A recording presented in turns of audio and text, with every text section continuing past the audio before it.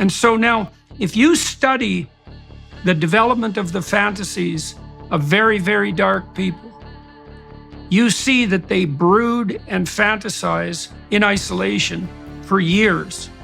And the fantasies get darker and darker and darker. So they're bitter and resentful to begin with. And then they start fantasizing about, well, what they would want. That can take a sexual end, or it can take a very violent end, or it can take both. And what they're really after is the ultimate in revenge. And on the sexual front, they find a kick in extending the, what would you call it, unacceptability of the fantasy one stage at a time. The famous and extremely attractive sexual serial killer, what was his name? There's a famous photograph of him like this, very attractive man. Do you remember his name? Ted Bundy. Anybody? Ted Bundy.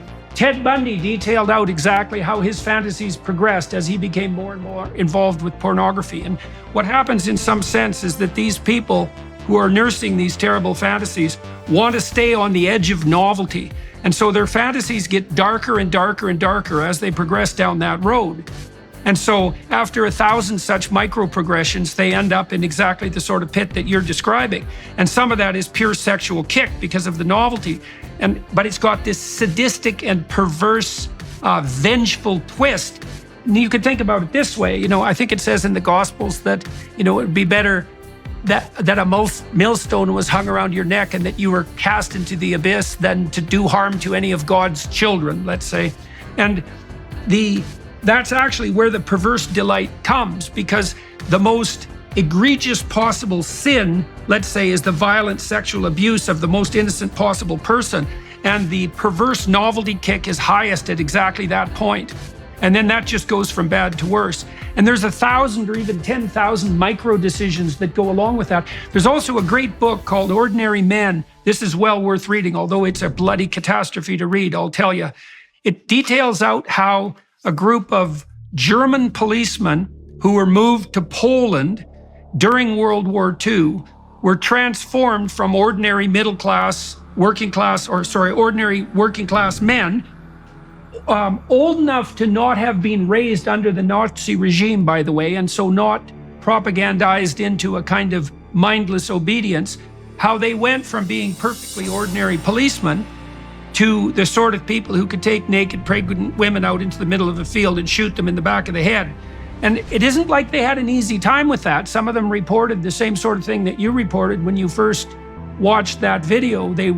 What they were being called upon to do stage by stage made them physically ill. And they had a commander who actually had told them that they could leave the service if they didn't want to continue with their duties. But they felt duty-bound not to leave their comrades having to mop up the terrible situation. But it does a lovely job of detailing out how your movement from normality to absolute perversity is a consequence of 10,000 micro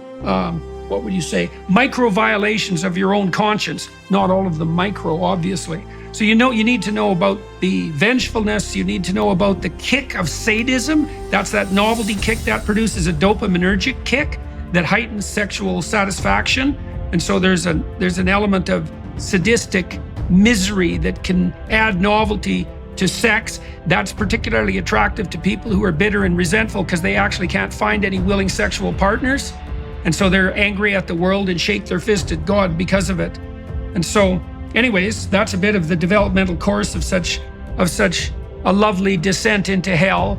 And the interesting thing about it is that people brood, Like, you don't get to the point where you're watching pornographic videos of children being raped without hundreds or even thousands of hours of